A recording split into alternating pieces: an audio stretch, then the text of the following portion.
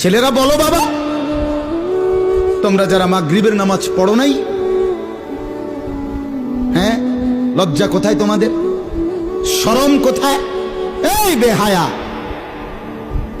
কোন লজ্জায় আল্লাহর জমিনে চোখ তুলে তাকাও? হ্যাঁ, নির্লজ্জ। ছি ছি ছি ছি। মুসলমান এত আত্মমর্যাদা বোধহীন হয় কিভাবে? মালিককে চিনে না, বানানেওয়ালাকে চিনে না, গোলামি বোঝে না, সেজদা দিতেও মন চায় না। মুসলমান এত পাষাণ হয় কেমনে?